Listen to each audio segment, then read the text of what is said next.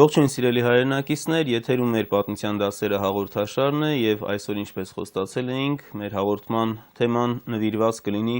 հնագույն ժամանակներին, վաղնջական ժամանակներին, այն խնդրին, թե ինչպես էր ներկայանում Հայաստանը հին Արևելքի հնագույն հոգեվոր ընկալումներում։ Նախ անդրադառնամ ավանդույթի համաձայն մեր նամակներին, որոնք ստացվել են վերջի շաբաթվա ընթացքում, ասեմ, որ նախորդ հաղորդման ընթացքում հեռախոսազանգեր նաև եղան, որպես օրինաչափություն չգիտեմ ինչի հեռախոսազանգերի ժամանակ անունները չեն նշվում, 3 հարց է եղել Ռուսաստանից եւ 3-ին էլ չեն ներկայացել, դրա համար ուղղակի անանուն պիտի կարդամ։ Մեկը Մոսկվայից ուրեմն հարցրել է Մանասկերտի ճակատամարտի մասին, քանի որ խոսք էր գնում թուրքական տարի է այստեղ հայտնվելու, եւ ինչու են հույն պատմաբանները այդ ճակատամարտը անվանում խայտառակ ճակատամարտ։ Ընդհանրապես ոչ միայն հույն, ինքը այս ճակատամարտը բավականին ծանր մի եւ ճակատագրական ճակատամարտ էր, որը Բյուզանդիայի համար խայտառակ էր անշուշտ, ավելի մանրամասնեմ խոսքը ինչի մասին է։ Թյուրքական տարը ընդհանրապես մեր տարածաշրջանում հայտնվում է 11-րդ դարում Սելջուկ թուրքերի արշավանքների ընթացքում եւ 11-րդ դարում է, որ առաջին ասպատակությունները եղան Հայաստանի տարածք, մասնավորապես 1016-20 թվականներին նրանք վասպուրական ասպատակեցին, այնուհետև 1047-ին առաջին անգամ, 48-ին երկրորդ անգամ դեպի այսպես նախկին Անիի թագավորության, նախկին Բագրատունյաց Հայաստանի տարածքները արշավեցին, 1054-ին ուրեմն կգա Տուղրիլ բեկը, 1064-ին գալիս է Ալփասլանը, Սուլթան Ալփասլանը եւ ի տարբերություն նախորդ արշավանքների, որ միայն ունեին այսպես հետախուզական թալանչիական բնույթ, ինքը գալիս եւ հաստատվում է։ Գալիս է եւ նվաճում է Հայաստանի հյուսիս-արևելյան հատվածները։ Դրանից հետո, երբ որ իրենց արշավանքները ավելի ուժեղացան, Բյուզանդիան որոշեց վերջնականապես կասեցնել նրանց արշավանքը եւ 1071 թվականին տեղի ունեցավ վճռորոշ ճակատամարտ Հայաստանի տարածքում Մանասկերտի մոտ եւ պատմության մեջ այդպես էլ հայտնի է Մանասկերտի ճակատամարտ, որտեղ բյուզանդական բանակը խայտառակ պարտություն կրեց, որովհետեւ բացի պարտությունը գերի ընկավ նաեւ Դիոգենես IV կայսրը եւ իր անձի փրկության համար նա զիջեց բյուզանդական կայսրության արևելյան հսկայական հողատարածքներ, որոնց մեջ մտնում էին Հայաստանի հարավային եւ արևմտյան շրջանները եւ փաստորեն այդ թվականով Հայաստանը ամբողջությամբ ընկավ Սելջուկյան տիրապետության տակ։ Խայտառակ պայմանագիր է կոչվում, որովհետեւ կայսրը գերի ընկավ եւ իր անձի փրկության համար զիջեց արևելյան հսկայական տարածքներ։ Սա ասեմ, որ թուրքերը շատ այսպես բարձր են գնահատում եւ պանթուրքիզմի գաղափարախոսության մեջ այս հաղթանակը անընդհատ ընդգծվում է։ Նույնիսկ 1971 թվականին պանթուրքիստական բնույթի կազմակերպությունները մեծ հանդիսավորությամբ նշեցին Մանասկերտի ճակատամարտի 900-ամյակը, որպես թուրքական զենքի քրիստոնյա աշխարհի նկատմամբ տարած մեծագույն հաղթանակ։ Սա այսպես մեծ հանդիսավորությամբ նշեցին իրենց այս հաղթանակը։ Մեկ այլ հարց, ուրեմն ինչ տեղեկություններ ունենք 1940-46 թվականներին Ինդոնեզիայի եւ Ֆիլիպինների հայ բնակչության ոչնչացման մասին,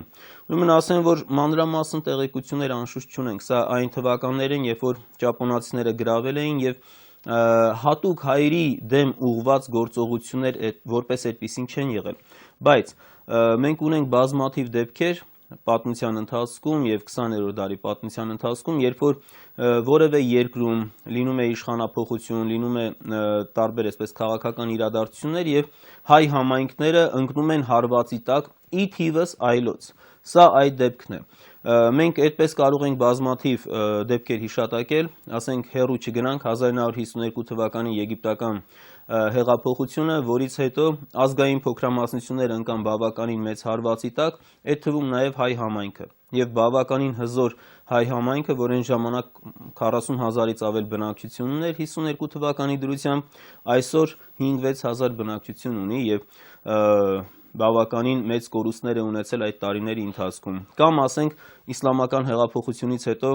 Առաջ Պարսկաստանում 250,000-անոց հայ համայն կար, այսօր այդ թիվը բավականին փոքրացել է եւ գիտեք, որ հսկայական քանակությամբ արտագաղթ եղավ եւ այդ ճնշումները ուղիղ հատուկ հայերի դեմ ուղղված չէր, բայց բոլոր ազգային եւ կրոնական փոքրամասնությունների դեմ ուղղված այս հարվածի հետևանքով հայերը հայկական գաղութները եւս շատ տուժեցին։ Սա մեզ, հարգելի հայրենակիցներ, նորից բերում է նույն մտորմանը, որ այնուամենայնիվ ազգի գոյատևման, կայուն հարատևման ամենա հավաստի ճանապարհը, ամենաճիշտ ճանապարհը հայրենի երկիրն ու հայրենի պետությունն է։ Երրորդ հարցը, ճիշտն ասած, այստեղ մեր հեռուստադիտողը ինքը ճիշտ չի պատկերացնում, գրում է, որ 1918 թվականին շատ բնակավայրեր մի քանի ամիս են եղել թուրքերի տիրապետության տակ, բայց նրանց հաջողվել է անվանափոխել բնակավայրերը, ինչու երկար տարիներ չփոխեցին այդ անունները։ Ասեմ, որ նախ մի քանի ամիս չեն եղել թուրքական եւ պարսկական տիրապետության տակ, եղել են մի քանի 100 տարի։ Երկրորդը, այդ անվանումները, ինչպես նաև սովետական ժամանակաշրջանում, ԽՍՀՄ-ի ժամանակաշրջանում, այսպես արհեստականորեն տրված անվանումները անկախացումից հետո փոխվել են եւ ըստ էության այսօր Հայաստանում դժվար է գտնել անվանումներ, որոնք թուրքական են։ Այլ հարց, որ ժողովուրդը որոշ գյուղերի շարունակում է այսպես ավանդույթի, իներցիայի ուժով տալ նաև հին թուրքական անվանումները։ Սա բայց պաշտոնապես Հայաստանի քարտեզի վրա նույնիսկ հատուկ տեղանունների,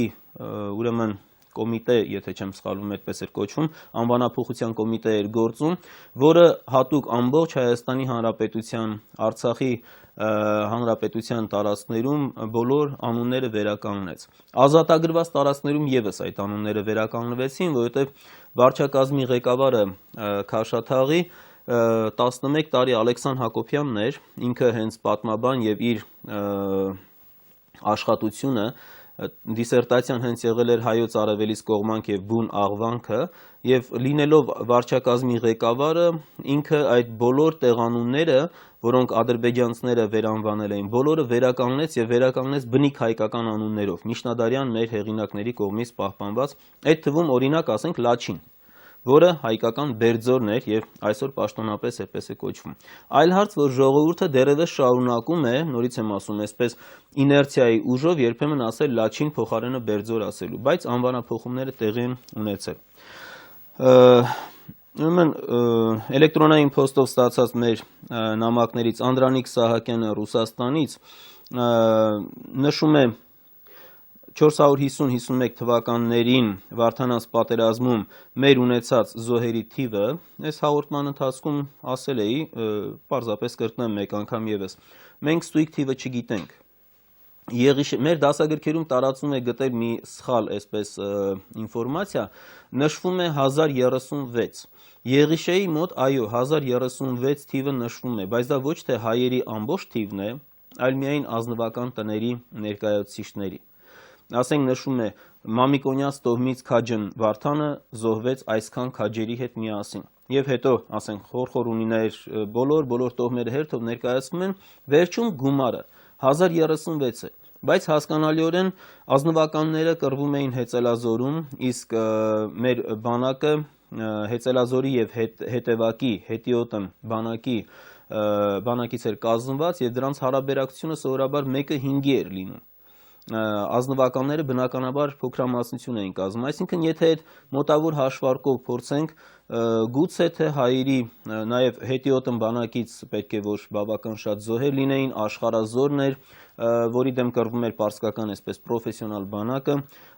հայերի զոհերի թիվը անշուշտ շատ պետք է լիներ։ Մենք ոչ մի տեղեկություն չունենք, մոտավոր հարաբերակցությամբ կարելի է ենթադրել 6-7 հազար, բայց դա միայն ենթադրել։ Իսկ պարսիկների զոհերի թիվը որոշակի նշվում է 3544։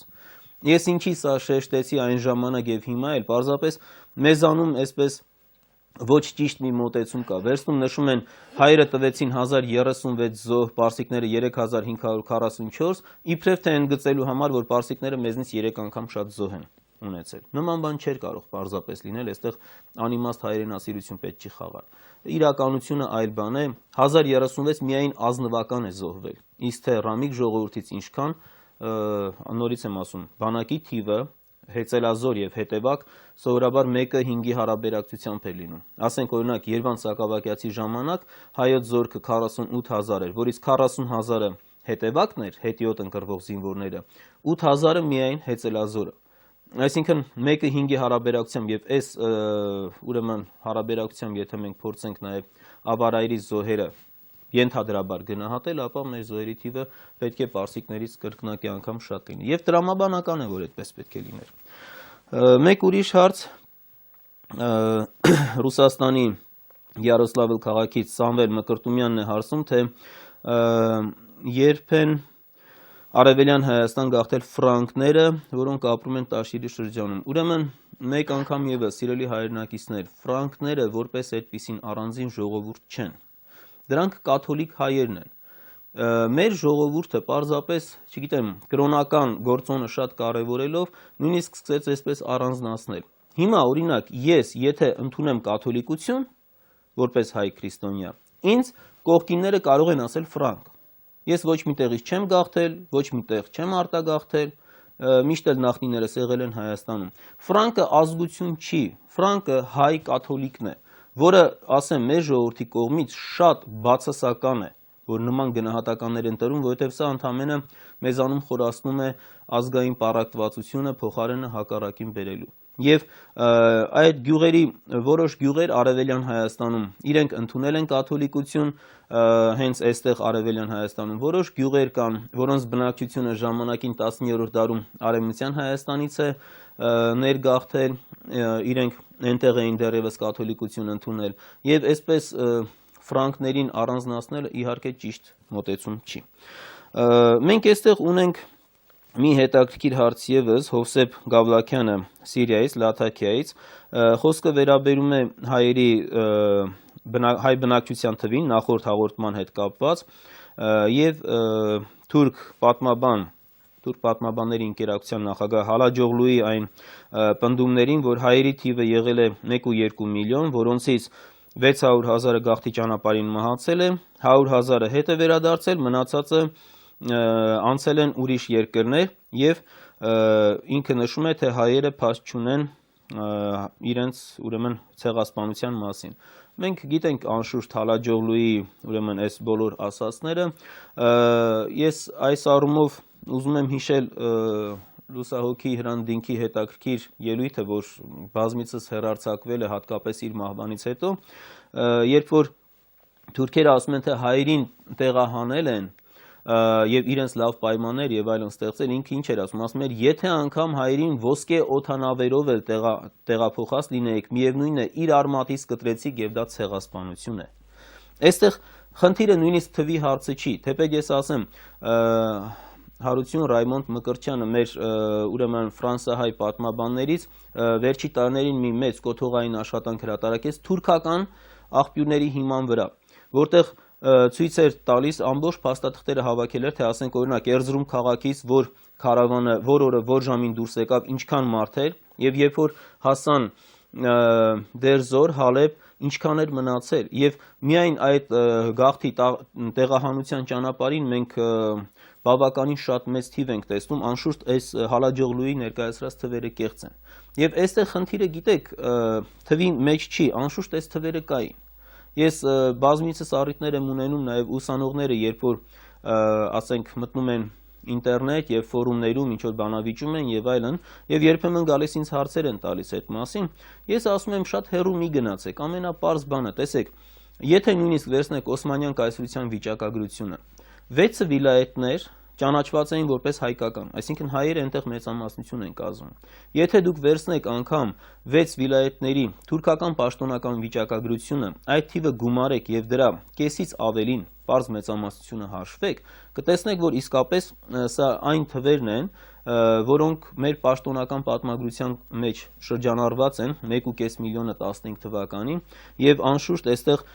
թուրքերի այս հուսահատ փորձերը ժամանակին ասում էին ընդհանրապես ոչինչ չի եղել, հայերը այդտեղ չեն ապրել, հետո երբ որ համաշխարհային ճնշումը մեծացավ իրենց վրա եւ մի շարք երկրներ ճանաչեցին, հիմա ասում են չէ, հայերը ապրել են 1.2 միլիոն ապրել են, մի քանի տարի առաջ ասում են ընդհանրապես այստեղ հայ չի եղել,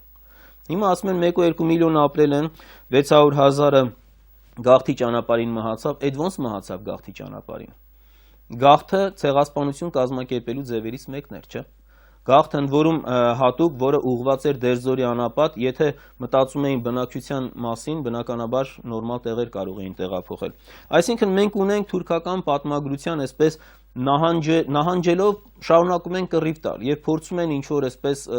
կարճուններ անել։ Ես ձեզ մի հետաքրքիր բան էլ ասեմ, որ եթե չեմ սխալվում, մեր հաղորդաշարի հաղորդումներից մեկի ընթացքում ես ասեցի, մեր հասարակական, քաղաքական կազմակերպությունների կողմից այս մի խնդիրը լրիվ բաց է թողնվում։ Խոսքը վերաբերում է պատերազմի մասին միջազգային կոնվենցիաներից մեկին, պատերազմի իրավունք հասկացությանը, որտեղ հետաքրքիր մի նշում կա, իդեպ դրա տակ նաև Թուրքիան է ստորագրել, որ ցանկացած երկիր պատերազմի ժամանակ իրավունք ունի իր ստրատեգիական շահերից ելնելով տեղափոխել բնակչությանը մի շրջանից մեկ այլ շրջան։ Սակայն պարտավոր է պատերազմի ավարտից հետո վերադարձնել այդ ամբողջ բնակչությանը, հատուցել նրա կրած վնասները։ Այսինքն, եթե անգամ Հալաջօղլուի մտածողությամբ մենք փորձենք ասել, որ ցեղասպանություն չի եղել է ընդամենը տեղահանություն, որի ճանապարհին մարդիկ մահացել են, ապա թուրքական պետությունը միևնույն է պարտավոր է ամբողջ արևմտահայությանը եւ նրա ժառանգներին վերադարձնել արևմտյան Հայաստան եւ հատուցել նրանց կրած վնասները։ Իսկ արևմտահայություն եւ նրանց ժառանգները դա այսօր ոչ միայն սփյուռքն է, դա նաեւ Հայաստանի Հանրապետության բնակչության մի հսկայական հատվածն է, 50%-ից ավելի։ Այնպես որ երբ որ մենք վերցնում ենք սա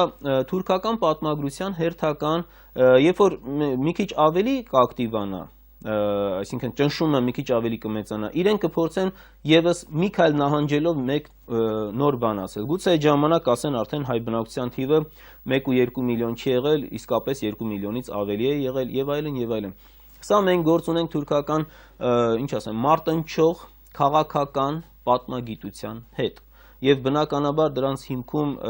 փաստերը չափազանց քիչ են եւ փոխարենը ասենք հերու չգնանք Վահագն Դադարյանը, որը մեր լավագույն մասնագետներից է անշուշտ ցեղասպանության ուսումնասիրության խնդրում, մի շատ հետաքրքիր մոտեցում ուներ, որը տարիներ առաջ երբ որ Երևանի պետական համալսարանում էր եւ իրեն պատվավոր պրոֆեսորի կոչում շնորհեց համալսարանը, այդ ժամանակ իր զեկուցման դասախոսության ժամանակ հետաքրքիր էսպիսի մի բան ասեց ինձ սովորաբար երբեմն ասում են թե ինչի է անտեսում ռուսական, անգլիական, ֆրանսիական տվյալները, ասեց ես իհարկե դա որպես լրացուցիչ նյութ եմ օգտագործում։ Հիմնականում շեշտը դրվում էր գերմանական, ավստրո-հունգարական եւ թուրքական արխիվների տվյալների վրա։ Որովհետեւ ինչի համար կանխատեսում է մարդը, որ թուրքերը անելու են եւ հիմա էլ անում են մեկ ուրիշ քայլ։ Պետք է ասեմ, որ այ ռուսները, անգլիացիները եւ ֆրանսիացիները սրանք անտանտի երկրներն էին, Թուրքիային թշնամի էին եւ դրա համար կեղծ տվյալներ էին ներկայացնում։ Բայց երբ որ այդ տվյալները կան հենց թուրքական արխիվներում, երբ որ այդ տվյալները կան գերմանական եւ ավստրո-հունգարական արխիվներում, որոնք Թուրքիայի գլխավոր դաշնակիցներն էին առաջի աշխարհամարտի ժամանակ, ապա այստեղ որևէ կասկած լինել չի կարող։ Եվ ես հիշեցնեմ նաև մեր հեռուստադիտողները պետք է հիշեն, տարիներ առաջ, երբ որ Հայաստանի Հանրապետությունը Գերմանիայի կառավարությանը վերադարձրեց մոտ 600 մշակութային արժեքներ, որոնք սովետական բանակը 45 թվականին որպես ռազմավար Բերլինից բերել էր, խորհրդային միություն, մի մասը Երևանում էր գտնվում, Հայաստանը բարյացակամություն դրսևորեց եւ վերադարձրեց, Ռուսաստանը մինչ օրս չի վերադարձրել։ Գերմանական կառավարությունը ի նշան շնորհակալության այն ժամանակ դեսպանը կին էր, հիմա չեմ հիշում ազգանունը, ի նշան շնորհակալության Հայաստանին հանձնեց գերմանական արխիվներում պահվող հայոց ցեղասպանության մասին փաստաթղթերի ժապավենները, պատճենները ժապավեններով, եւ ես հիշում եմ դեսպանը, երբ որ հեռուստացույցով շատ այսպես հանգամանալի լուսաբանվեց, դա բոլոր հեռուստաալիքներով, իր ձեռքին մի տուփ էր բռնած։ Եվ երբ որ այդ տուփը հանձնում էր, ասես տուփի փոքր չափը հանկարծ թող ձեր մոտ սխալ տպավորություն չթողնի, այնտեղ 52 հատոր նյութ կա։ Դուք պատկերացրեք, միայն Թուրքիայի ավագ դաշնակից Գերմանիայի արխիվում 52 հատոր նյութ կա։ Ավստրո-հունգարական արխիվներում Օհանջանյանը, մեր լավագույն էլի մասնագետներից մեկը, տարիներ առաջ հրատարակեց ավստրո-հունգարական արխիվները Հայաստանի մասին, հսկայական այսպես 12 հատոր, եւ դա շարունակականություն էլ ունեցավ Արտեմ Օհանջանյանը, եւ ունի նաեւ մի շարք լեզուներով՝ անգլերեն, ռուսերեն, հայերենը բնականաբար, գերմաներեն, հրատարակած հայոց ցեղասպանության վավերագրերը ըստ ավստրո-հունգարական արխիվների։ Այսինքն այնքան նյութ կա, որ Հալաջօղլուի ասած եւ բոլոր թուրք պատմաբանների ասած այս հեքիաթը պարզապես հեքիաթ է։ Այստեղ ուղղակի իրենց պետք է նույնիսկ ամենավերջի պահին էլ իրենք հուսահատ քայլեր են անելու, որպեսզի չճանաչեն ցեղասպանությունը, որովհետեւ բոլորդ փայլուն գիտեք, թե ցեղասպանության ճանաչումը իր հետևից ինչեր պետք է բերի։ Լավ, ես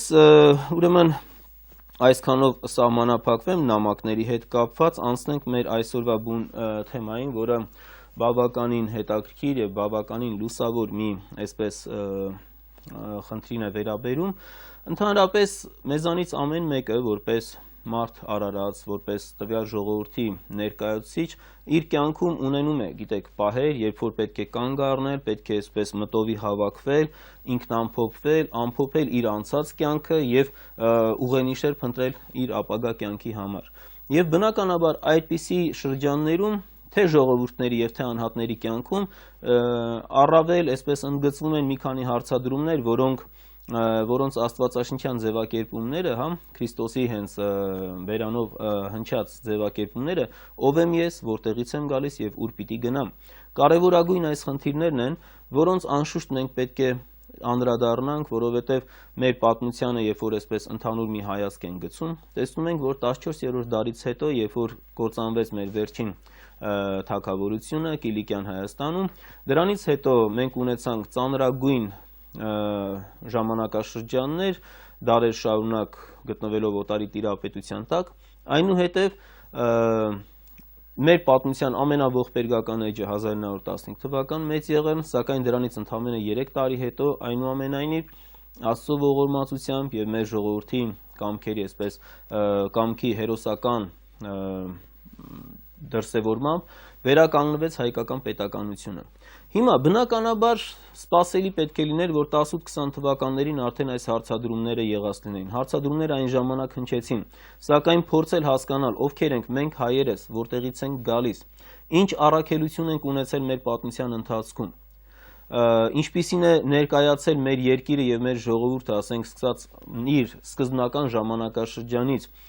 հին աշխարհի ժողովուրդների պատկերացումներում, այս բոլոր հարցերին մենք պետք է փորձենք պատասխաններ գտնել, ոչ թե հորինել, այլ իրապես գտնել։ Եվ 1918-20 թվականներին հասկանալիորեն դրա այսպես ժամանակն չեղավ, որովհետև գիտեք,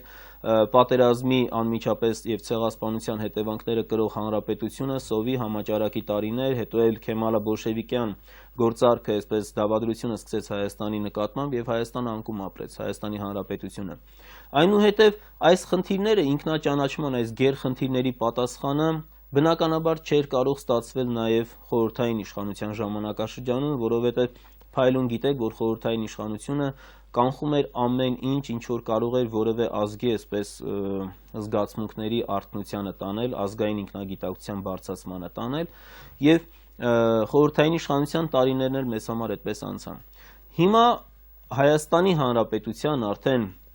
20-րդ դարավերջի եւ 21-րդ դարասկզբի մեր ապրողներիս համար սա կարևորագույն խնդիրներից մեկը պետք է լինի, որովհետեւ ինքնաճանաչման խնդիր մենք ունենք լուծելու։ Ովքեր էինք մենք ի սկզբանե, ինչպիսին է ներկայանում մեր երկիրը, մեր ժողովուրդը, ունեցել ենք որևէ առաքելություն, թե չէ այս երկրի վրա։ Եթե ունեցել ենք, ո՞րն է այդ առաքելությունը։ Եվ ահա այս խնդիրներն է, որոնց պետք է փորձենք հասկանալ եւ այս խնդիրների հետ կապված բարեբախտաբար ասեմ, որ բավական շատ տեղեկություններ մենք ունենք պահպանված հին աշխարհի հարևան ժողովուրդների վկայագրերում։ Ցավոք սրտի մեր նախաքրիստոնեական դավանանքների սուրբ գրքերը չեն պահպանվել, այնտեղ անշուշտ շատ մեծ տեղեկություններ կլինեին այս խնդիրների մասին, գոնե մեր այսպես ազգացակման, ովքեր ենք, որտեղից են գալիս, մեր առաքելության մասին, սակայն այդուհանդերձ հարևան երկրների, հարևան ժողովուրդների աղբյուրներում պահպանվել են այնքան տեղեկություններ, որ երբ որ դա մենք փորձում ենք հավաքել իմի բերել, դրանց ընդհանուր այսպես ֆոնի վրա տեսնում ենք, որ կարելի է պատասխան գտնել այ քիչ առաջ հնչեցրածս կարևորագույն այդ մի շարք խնդիրներին։ Ովքեր էինք մենք, որն էր մեր երկիրը, ինչ խորհուրդ ուներ այդ երկիրը, ովքեր էին նրա բնակիչները, ինչ առաքելություն ունեին։ Երբ որ փորձում ենք իմի բերել այս տեղեկությունները, բնականաբար հիմա այս խոսքիս ընթացքում բոլորդ հիշեցիք Աստվածաշնչում Հայաստանի մասին եղած տեղեկությունները Ծննդոց գրքում, հենց առաջին գրքում, որտեղ Հայաստանը ներկայանում է որպես արարչագործության կենտրոն, դրախտաշխարհ, որտեղ արարվեցին մարդկության առաջնեկները, այնուհետև Աստվածաշունչը ունի մեկ այլ կարևոր հաղորդում, որ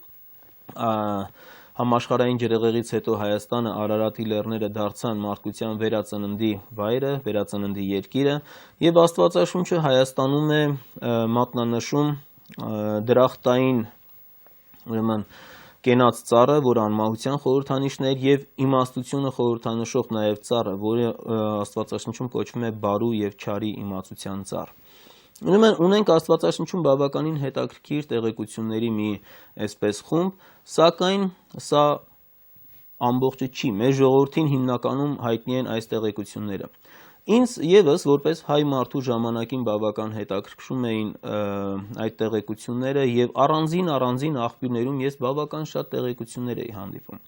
Երբ որ փորձեցի դրանք իմի բերել, բավականին մեծ ինձ համար անակնկալ մի բան ստացվեց, որովհետև բանից պարզվեց, որ այդ տեղեկությունները ոչ միայն Աստվածաշնչում են առկա,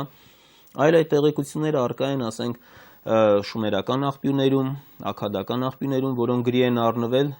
5 տակարանցել ավելի շուտ, Աստվածաշնչից ավելի շուտ են գրի առնվել։ Դրանք առկա են հին բաբելոնյան արձանագրություններում, հին ասուրական արձանագրություններում, ուգարիթյան արձանագրություններում, ուգարիթը հյուսիսային Սիրիայում է գտնվել 14-13-րդ դարերում Քրիստոսից առաջ։ Դրանք հայտնի են խուրիական, խեթական եւ այլ արձանագրություններում, այսինքն մենք տեսնում ենք, որ հին արևելյան բազմաթիվ ժողովուրդներ, որոնք ոչ մի ազգակցական կապ չունեն հայերի հետ,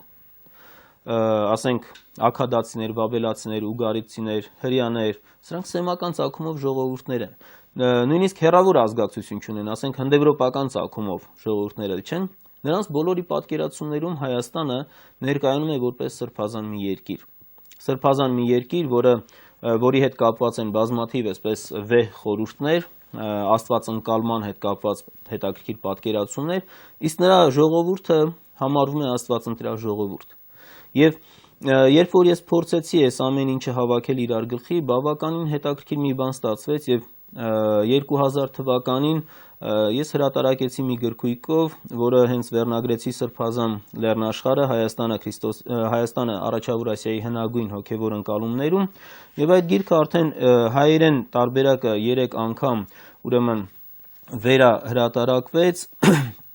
այնուհետև գիրքը հրատարակվեց նաեւ անգլերեն, դուք հիմա տեսնում եք հայերեն տարբերակը, եւ ես քիչ հետո կասեմ այս կազմի վրա քարտեզի մասին, որը բավական հետաքրքիր է, ֆրանսիական քարտեզ է, որում Հայաստանը ներկայանում է որպես դրախտաշխարհ։ Ուրեմն նույն գիրքը հրատարակվեց, սա ես մեր Սփյուռքի հանդիսատեսների համար ներկայացնեմ, անգլերենով եւ ֆրանսերենով, ընդ որում պահպանեցին ձևավորումը հիմնականում։ Հիմա պատրաստվում է գրքի ընթացքում է գտնվում իսպաներեն եւ ռուսերեն թարգմանությունների հրատարակությունը եւ այստեղ մենք տեսնում ենք, որ բավականին շատ են այն տեղեկությունները, որտեղ Հայաստանը ներկայանում է որպես սրբազան տարածք, որպես աստվածընտրյալ տարածք, որպես արարչագործության կենտրոն եւ ես կուզենայի ներկայացնել այս տեղեկությունները, կուզենայի ներկայացնել ավելի հանգամանորեն, որպեսզի տպավորություն չունենա մեր հեռուստադիտողը, թե հայ մարդը ներկայացնում է ինքն իր այսպես հաճելի իրեն հաճելի թվացող ինչ-որ մի բան։ Ուրեմն մեզ համար այսօր գուցե թե այս վերջին դարերի հետևանքում մի քիչ արտառոց են թվում այն տեղեկությունները, որտեղ Հայաստանը մեծարվում է, ներկայացվում է որպես բավականին հզոր աստվածընտրյալ տարածք։ Ես կուզենայի սկսել օտար աղբյուրներից եւ այն ինչ որ ես պիտի ներկայացնեմ այս մեր հաղորդման, եթե չէ հերիքի մեկ հաղորդումը գուցե հաջորդին մենք շարունակենք, ինչ որ պիտի ներկայացնեմ հաղորդման ընթացքում եւ ինչ որ ներկայացված են այս գրքույկում թարգմանություններով, սկզբունք է ընտրված հետեւյալը. նախ ներկայացնում են օտար աղբյուրները, որպես օրինաչափություն Աստվածաշնչից հետո հին արևելյան այդ ամբողջ սեպագիր աղբյուրներում պահպանված տեղեկությունները եւ հետո միայն ամենավերջում նոր այն տեղեկությունները, թե այդ մասին մենք ունենք որևէ հաստատում հայկական աղբյուրներում թե ոչ։ Ինչի համար, որովհետև մեզանում թերարժեքության մի բարդույթ կա ձևավորված, հենց որ մի բան ասում ենք ի օգուտ հայության եւ Հայաստանի, մեզանում միանգամից այս ծայրահեղ մի բան կա, չէ, որ հա լավ հայերը նորից սկսեցին իրենց գլուխը գովալ։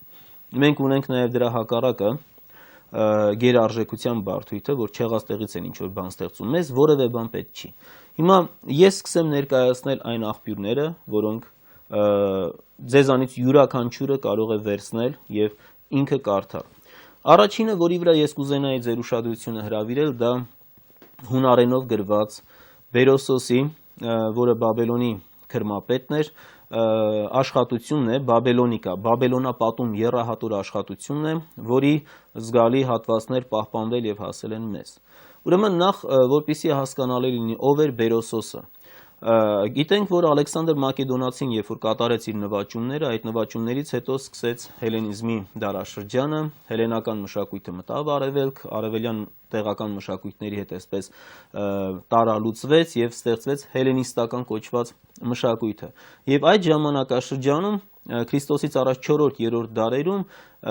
արևելքի երկրներում հենց մակեդոնական, հունամակեդոնական տիրակալների պատվերներով մի շարք իմաստուններ, որոնք փայլուն տիրապետում էին նաև հունարենի, սկսեցին թարգմանել եւ գրի առնել իրենց հնագույն աղբյուրները։ Եվ օրինակ Եգիպտոսում նման մի բան արեց Մանեթոն Քուրմը, որի գիտեք այսօր Եգիպտոսի պատմությանը ով քիչ թե շատ ծանոթ է, գիտի, որ ամբողջ հին Եգիպտոսի պատմությունը շարադրվում է ըստ Մանեթոնի, նույնիսկ այնտեղ դինաստիաների համարակալումը ըստ Մանեթոնի է տրվում։ Բաբելոնում նման դերակատարում ունեցավ Բերոսոսը։ Սա բաբելացի էր ծնունդով, ծնված մեծացած այնտեղ, մոտավորապես 350 թվականին էր ծնվել Քրիստոսից առաջ, այնուհետև ինքը մեծ կրթություն ստանալով հենց տեղում Բաբելոնում, կատարելապես տիրապետելով ամբողջ բաբելական դպրությանը, ինքը գնում է Հունաստան, Հունաստանում հիմնում է աստղագիտության դպրոց, այնուհետև վերադառնում է եւ Սելևկյան Անտիոքոս առաջին Սոտեր արքայի պատվերով սկսում է թարգմանել սեպագիր, բաբելոնյան սեպագիր աղբյուրներից թարգմանել հունարենի նրանց պատմությունը։ Ինքը Բաբելոնի գերագույն աստված Մարդուկի տաճարի գլխավոր քրմապետն էր։ Այսինքն համար մեկ դեմքն էր այս բնագավառում եւ ամենագիտակ անձնավորությունն էր իր ժամանակի, խոսքը բաբելոնյան ուրեմն դպրությանն է վերաբերում եւ կատարեց թարգմանություններ հունարենի։ Իր աշխատության մեջ մենք ունենք շատ հետաքրքիր տեղեկություններ Հայաստանի մասին, որոնցից մեկի մասին եմ հիմի ուզում նշել։ Դա ջրհեղեղի պատմությունն է։ Ջրհեղեղի պատմության մասին բաբելոնյան տեղեկությունը շատ հետաքրքիր է, ասում է, որ Արարչագործությունից հետո մարդիկ ժամանակ առ ժամանակ հեռանում էին աստվածային պատվիրաններից եւ Աստված 6 անգամ հայտնվեց մարդկանց եւ տվեց նրանց պատվիրաններ, որպեսզի նրանք չշեղվեն։ Ընդ որում այս 6-ը համապատասխանում է բաբելոնյան սուրբ գրքերի թվերին։ Ամեն անգամ ամեն մի աստվածահայտնությունը իրեն որպես հետևանք երկրի վրա Բաբելոնում թողնում էր մեկ սուրբ գիրք։ Այնուհետև երբ որ մարդկանց մեղսագործությունները եւ չարագործությունները ուղղակի սպառեցին բոլոր սահմանները, Աստված որոշեց պատժել մարդկությանը եւ պատժել ջրհեղեղով։ Սա մեզ հայտնի սյուժե Աստվածաշնչից եւ այլ աղբյուրներից։ Եվ ինչպես մեզ հայտնի է նաեւ այդ նշածս աղբյուրներից, Աստծո արդարադատ աչքից չեն վրիպում նաեւ մի քանի արդարադատ մարդիկ, որոնք մնացել էին, եւ եթե Աստվածաշնչում դա Նոյն է իր ընտանիքով, ապա բաբելոնյան պատմության մեջ դա Քսիսութրոս արքան է, որը զգուշացվեց ջրհեղեղի մասին եւ արքան նավ կառուցեց։ Նավ կառուցեց եւ նավի մեջ մի քանի բարեպաշտներ ընդամենը պետք է տեղ գտնեին։ Եվ հետաքրքիր է, պատմության շարադրանքում այսպես է ներկայանում, ասում է, երբ որ նավը պատրաստ էր եւ մտան նավ, այդ ժամանակ արքան հարցրեց Աստծուն, թե ուր պիտի գնանք, եւ երկնքից պատասխան ստացվեց. Աստվածների մոտ։ Սկսեց ջրհեղեղը, փոթորկեց, ամբողջ մեղսագործ մարդկությունը ոչնչացավ եւ նավը կանգ առավ։ Նավը կանգ առավ, երբ որ նրանք իջան նավից եւ հարցրեցին Աստծուն, թե որտեղ ենք մենք, երկնային ձայնը պատասխանեց. Հայաստանում։ Բնագիրը, քանի որ մեզ է ասել հունարենով, հունարենում հստակ գրված է Արմենիա։ Այսինքն, երբ որ մենք փորձում ենք այստեղ իմի վերել բաբելոնյան քրմապետ Բերոսոսի պատմությունը ջրհեղեղի մասին, մենք ունենում ենք շատ հետաքրքիր մի ամբողջություն, երբ որ բարեպաշտ արքան փորձեց իմանալ ջրհեղեղից առաջ, թե ուր պետք է գնա իր նավը, Աստվածային ձայնը պատասխանեց Աստվածների մոտ, իսկ երբ տեղ հասան, նա իմացավ, որ Աստվածների մոտ կոչված վայրը դա Հայաստանն է, այսինքն Հայաստանն էր այն երկիրը, որտեղ Աստվածներն էին բնակվում, սա Աստվածների երկիրն էր։ Սա ես ասում եմ ըստ բաբելոնյան քրմապետ Բերոսոսի աշխատության, ինքս որևէ բան չավելացնելով։ Ընդ որում, ում որ ավելի կհետաքրքրի, Բերոսոսի հատվածները պահպանվել են, իդեպ Բերոսոսից օգտվել է նաև Մովսես Խորենացին, որը վկայակոչում է լավագույն աշխատանքը, իհարկե գերմանացի ուսումնասիրող Շնաբելի կողմից կատարված գործն էր, Բերոսոսը եւ հունահռոմեական գրականությունը, որի վերջում հավելվածում ինքը բերում է բոլոր այն հատվածները, որը պահպանվել է Բերոսոսից եւ այդ թվում նաեւ այս հատվածը։ Նրանք գնում էին Աստվածների մոտ եւ նրանց պարզ դարձավ, որ դա Հայաստանն է։ Հայաստանն էր Աստվածների երկիրը։ Մյուս կարևոր այսպես դրվագը, որ ես կուզենայի ձեր ուշադրությանը հրավիրել, դա արարչագործության թեմատիկան է հին արևելյան գրականության մեջ։ Ընդհանրապես արարչագործության թեմատիկան առկա է եղել բոլոր հին ժողովուրդների մոտ եւ որպես օրինաչափություն, երբ որ պատմվում է տիեզերակարգի հաստատման մասին, երկրի ստեղծման մասին, միշտ էլ կարևորվում է այն վայրը, որտեղ տեղի է ունենում վերջնական ակտը այդ կատարման եւ որպես օրինաչափություն դա համարվում է սրբազնագույն մի տարածք։ Արդեն ասեցի եւ բոլորիս հայտնի է, որ Աստվածաշնչյան պատկերացումների համաձայն արարչագործությունը տեղի ունեցավ մի տարածքում, որը Եդեմն է եւ որից բխող 4 գետերից երկուսը Եփրատը եւ Տիգրիսն էին։ Գեհոն, Փիսոն գետերը մինչեւ այսօր բանավիճում են, որոնք են դրանք, որոշ գիտնականներ կարծում են Արաքսն է, Կուրն է, Հալիսը, Ջհան գետը եւ այլն։ Սակայն Եփրատը եւ Տիգրիսը շատ որոշակի է եւ պատահական չի, որ հին եւ միջնադարյան աղբյուրներում մենք անընդհատ հանդիպում ենք Հայաստանը որպես Աստվածաշնչյան դրախտի երկիր եւ այս քարտեզը հիմա որ դուք կտեսնեք, որ գրքի հենց կազմի վրա է տեղակայված, Փարիզում լույս տեսած Ֆիլիպ Բուաշեի քարտեզն է 1783 թվականին եւ այստեղ պիտի ձեր ուշադրությանը հրավիրեմ Հայաստան դրախտ երկրի վրա մակագրությունը, ընդ որում ինքը հենց ֆրանսիացի ուսումնասիրող է, քարտեզագիր, քարտեզը կոչվում է մարդկության առաջին դարերը ըստ Սուրբ գրոց եւ 1783 թվական Փարիզ։ Որևէ հայ չի մասնակցել, որևէ այսպես հայի ինչ ասեմ, ազգասիրությունը այստեղ դեր չի խաղացել բնականաբար եւ այսպիսի քարտեզները շատ են։ Ես կարող եի այսօր բերել քարտեզների այսպես մի բավական մեծ ցանկ, որին կարող եք ծանոթանալ, սակայն ամենահատկանշականներից մեկը եւ նաեւ բավական գեղեցիկ է ձևավորման առումով, ես ուղղակի որոշեցի բավարարվել միայն սրանով։ Հիմա տեսեք, Աստվածաշնչում հանդես է գալիս Եդեմ դրախտը որպես արարչագործության կենտրոն եւ դա գտնվում էր Հայաստանում։ Ընդ որում նույն Եդեմ դրախտը լավ, հիմա անցնենք, ես միանգամից մի հետաքրքիր պատկերել ցույց տամ, սա 17-րդ դարի 1640-ական թվականներին Լոնդոնում լույս տեսած ավետարանից մի պատկեր է, որտեղ հիմա դուք կտեսնեք կենտրոնում մարդկության ծառն է։ Մարդկության ծառը եւ սա իհարկե վերաբերում է արդեն ջրհեղեղի տեսարանին, դուք հիմա ներքևում ծառը բարձրանում է Նոյան տապանի վրայից, իսկ Նոյան տապանը կանգնած է մի երկրի վրա, դուք տեսնում եք ներքևում, որտեղ հստակ գրված է Արմենիա եւ ներքևում Արարատ լեռներ, Արարատի լեռներ, The Mountains of Ararat։ Սա եւս այդ բազմաթիվ պատկերներից, նկարազարդումներից մեկն է, որը դուք կարող եք հանդիպել հատկապես հնատիպ աստվածաշունչ մատյաններում եւ բնականաբար այստեղ հայերի ձեռքը չի անշուշտ գործել, պարզապես մենք գործ ունենք աստվածաշնչյան պատկերացման հետ, որը հստակորեն մենք տեսնում ենք այստեղ Հայաստանը որպես արարչագործության կենտրոն, որպես մի երկիր, որտեղ արարվեց մարդկությունը եւ որտեղից սկիզբ առավ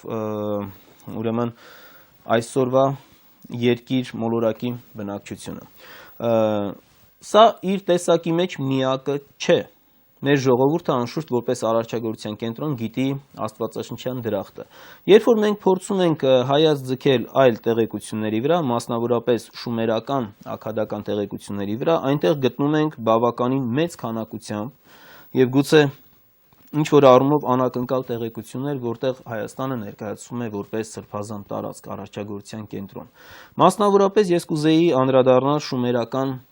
եւ հետո շումերների կողմից փոխառված եւ աքադացիների կողմից գրական մշակման ենթարկված մի շատ կարեւոր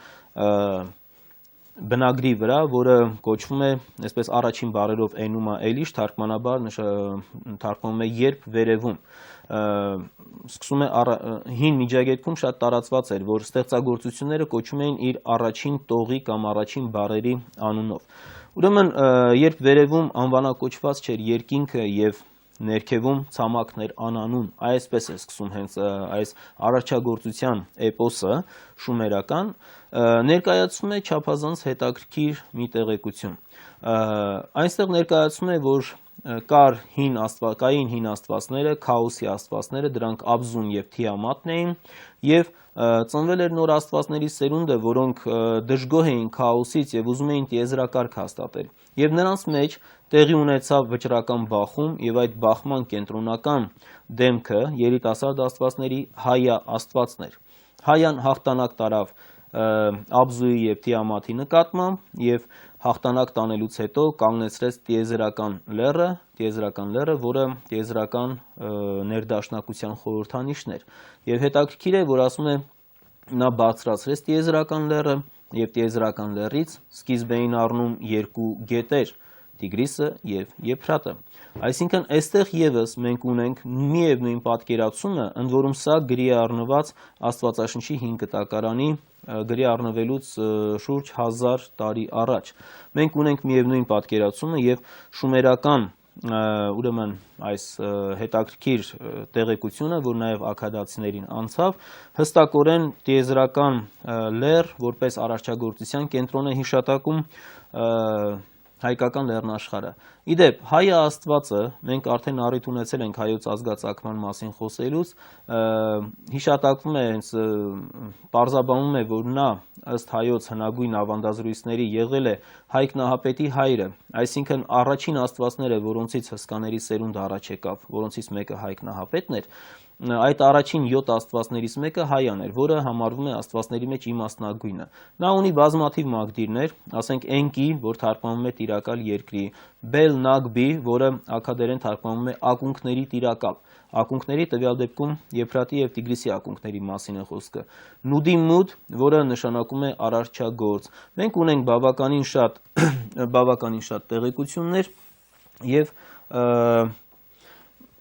այդ տեղեկությունների մասին մենք քիչ հետո կան կառնենք։ Ես վերջում հարցերին կանրադառնամ այս ընթացքում եկող հարցերին, որպեսզի ուղղակի նյութը չընդհատենք։ Ուրեմն շումերական եւ աքադական այս տեղեկությունը, որտեղ Հայաստանը հանդես է գալիս որպես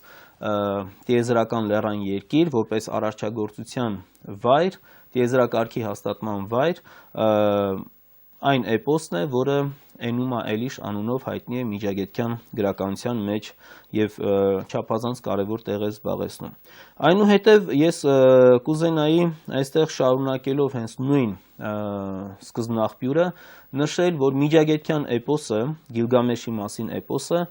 եւս որպես առաջագործության այդ կենտրոնական լեռ հիշատակում է Մաշու լեռները։ Մաշու լեռները, որը անշուշտ բոլորի համար ասոցացվում է Մասիսի կամ Մասիուս Մասիոնի հետ,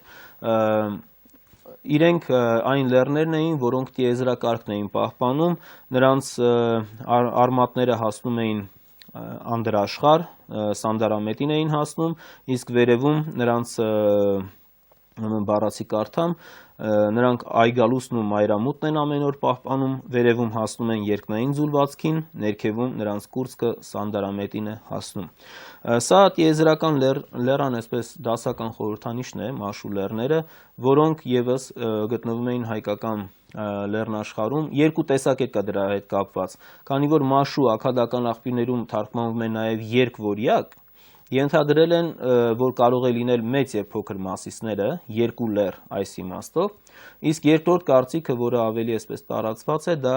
այն է, որ սա Հայաստանի հարավը եզերող Մասիուս Մասիոն լեռներն են, որոնք փաստորեն սահմանն էին հանդիսանում հայկական լեռնաշխարհի դրախտաշխարհի։ Սա ինձ մի քիչ ավելի հավանական է թվում, որովհետեւ մենք տեսնում ենք, որ Գիլգամեշ էպոսի մեջ հենց նկարագրությունը այդպես է, ինքը հաղթահարում է Մաշու լեռները, նոր մտնում է դրախտաշխարհ,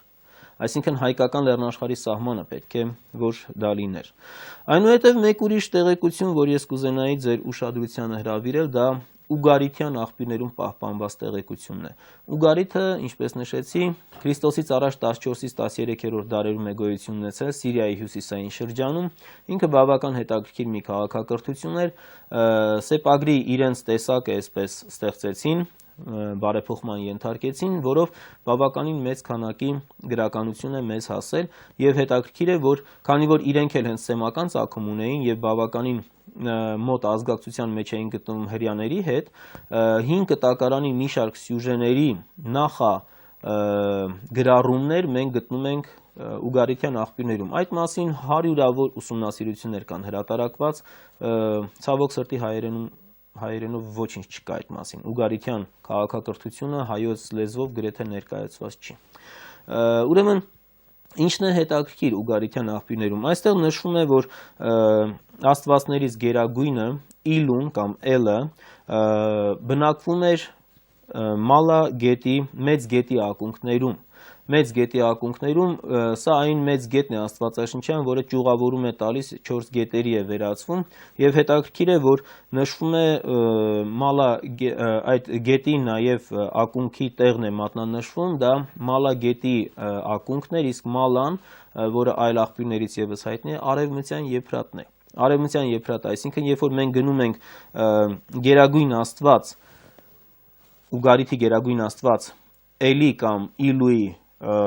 նստավայրը, բնակավայրը, դա արևմտյան Եփրատի ակունքն է, այսինքն բարձր հայք նահանգի տարածքը, մեծ հայքի, որը ինչպես գիտեք Արամազդի պաշտամունքային կենտրոնն էր նախաքրիստոնեական Հայաստանում եւ այստեղ մենք տեսնում ենք, որ բարձր հայքի տարածքը արևմտյան Եփրատի ակունքի շրջանը հենց ինքը արարչագործության կենտրոն հանդիսացող մի վայր է։ Սա մեզ համար շատ կարևոր է, որովհետև ուղղակիորեն առնչվում է մեր աղբյուրների հետ, հայկական աղբյուրների հետ եւ մենք այս տեղում տեսնում ենք, բացի այն, որ դա հեթանոս Հայաստանի պաշտամունքային կարևորագույն կենտրոն էր, մենք ունենք նաեւ շատ կարևոր տեղեկություններ գրի առնված արդեն հայկական աղբյուրներում։ Մասնավորապես ես կուզենայի մատնանշել աշխարհացույցը, որը այսպես մեր գրականության մեջ շատ տարածված է որպես շիրակացու գործ, եւ կա բանավեճ, որ դա խորենացումն է եղել, վերջի շրջանում կարծես թե ավելի այսպես պարզաբանվեց, որ խորենացին պետք է որ գրած լինի նախնական բնագիրը, իսկ 5-րդ դարում, իսկ 7-րդ դարում շիրակացին արած լինի լրացումներ։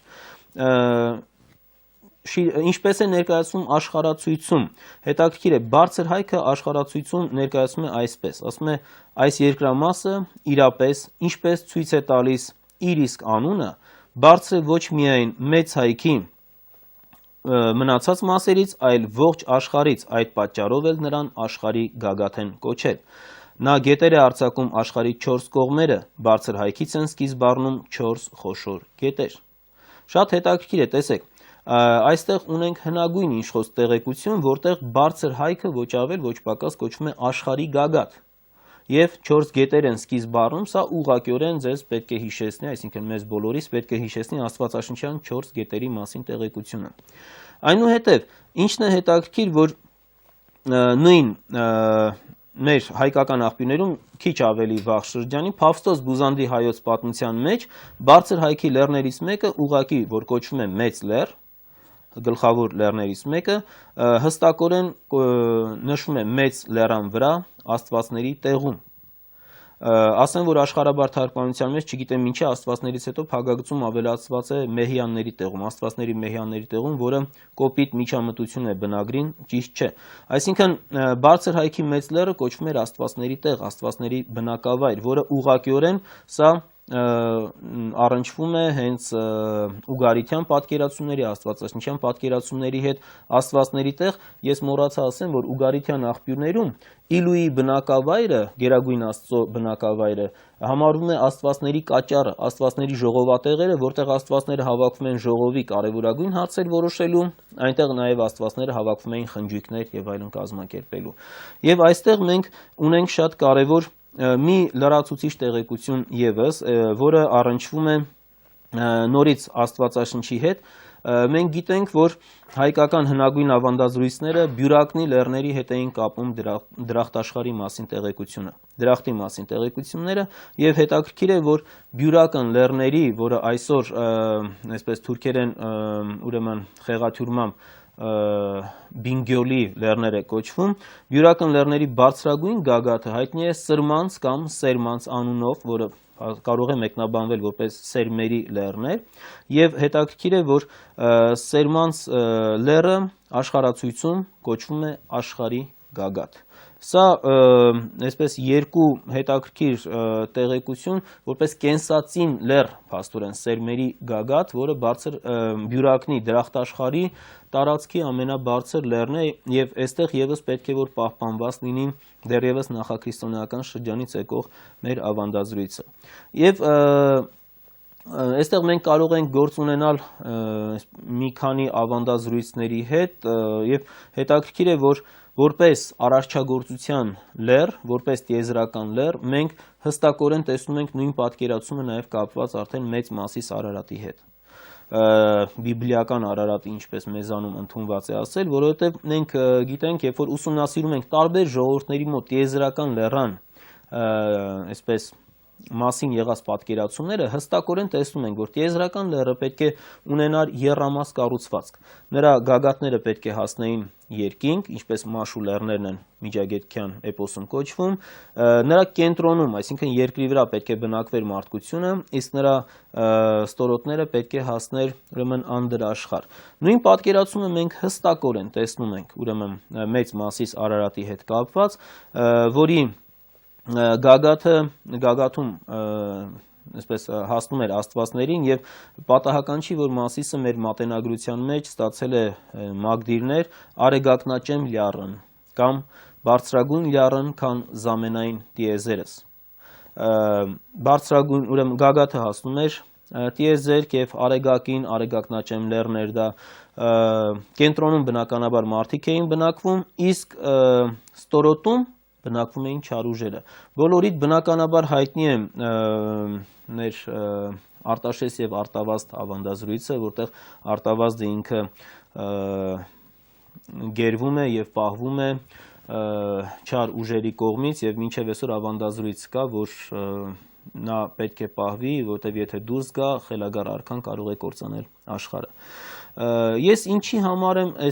այսպես համոզված ասում, որ Մեծ Մասիսը հանդես է եկել որպես տիեզերական լեռան խորհրդանիշ, որովհետև մենք ունենք լրացուցիչ այլ աղբյուրներ եւս քիչ ավելի ուշ պահպանված 12-ից 14-րդ դարերի մեր հանելուկներից,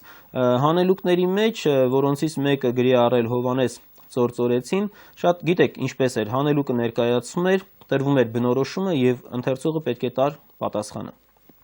Հանելուկը հետեւյալն է. ուրեմն ըստ Արարչին մեծ սահմանի, նա բուրգն ու հիմքն է աշխարհի, Աստվածաշեն տանն է տեղի, մարդկան ոտից անկոխելի, պատասխանը Մասիս։ Այսինքն այս հանելուկը ուղղակիորեն տիեզերական լեռը բնորոշող հանելուկն է, եւ ես կուզենայի մի հետաքրքիր աղբյուր էլ ավելացնել այս ասվածին, որը ամբողջացնում է տիեզերական լեռան արարչագործության կենտրոն տիեզերական լեռան մասին պատկերացումները կապված մեծ Մասիսի հետ, դա 13-րդ դարի եվրոպացի ճանապարհորդ Վիլյամ Ռուբրուքի շատ հետաքրքիր մի տեղեկությունն է։ Նա անցել է Հայաստանով եւ Հայաստանով անցնելիս, երբ որ խոսում է Մասիսի մասին, հետաքրքիր հաղորդում է փոխանցել մեզ, ասում է, երբ որ ծերունիներից մեկին, տեղացիները ասում են, որ արգելված է բարձրանալ Մասիսը, ասում է, երբ որ ծերունիներից մեկին ես հարցրեցի, թե ինչու չի կարելի բարձրանալ Մասիսը, նա պատասխանեց, Մասիսը աշխարհի մայրն է։ Շատ հետաքրքիր տեղեկություն 13-րդ դար Վիլյամ Ռուբրուկ եվրոպացի ճանապարհորդ, որը գալիս է այսպես ամբողջացնելու արարչագործության մասին պատկերացումները, ներպատկերացումները եւ բնականաբար այս ամբողջ տեղեկությունները, տեսեք, եթե մենք փորձենք հիմա վերհիշել, աստվածաշնչյան տեղեկություններ, շումերական տեղեկություններ, աքադական տեղեկություններ, այնուհետև ես բաց թողեցի մի կարևոր բան, աստվածաշնչի միջագետքյան այդ արարչագործության զրույցը, որտեղ հայ Աստվածն է հանդես գալիս որպես արարչագործությունը հաստատող, փոխառում են բաբելացիները եւ աշուրացիները, եւ բաբելոնյան ու աշուրական զրույցներում հետաքրքիր է հայը Աստծուն փոխարինում է, Բաբելոնում փոխարինում է Բաբելոնի գերագույն աստված Մարդուկը, իսկ Աշուրում փոխարինում է իրենց գերագույն աստված Աշուրը։ Բայց ինչն է հետաքրքիր, աստվածները փոխարինվում են, սակայն այնուամենայնիվ արարչագործության կենտրոնը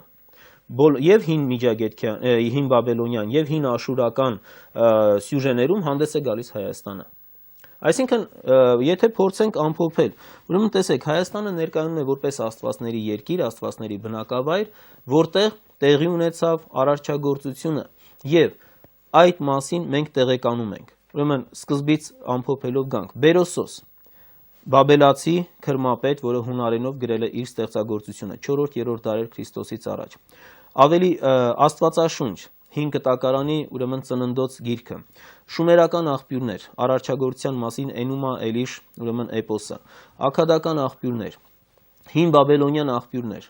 հին աշուրական աղբյուրներ, ուգարիթյան աղբյուրները Իլուի բնակավայրի մասին, հայկական աշխարհացույցը, միջնադարյան հանելուկները եւ 13-րդ դարի եվրոպացի ճանապարհորդ Վիլյամ Ռուբրուքի ուրեմն աղբյուրը։ Տեսեք, 10 աղբյուր 10 աղբյուրից ուրեմն միայն աշխարհացույցն է հայկական, հանելուկները ես մոռացա նաև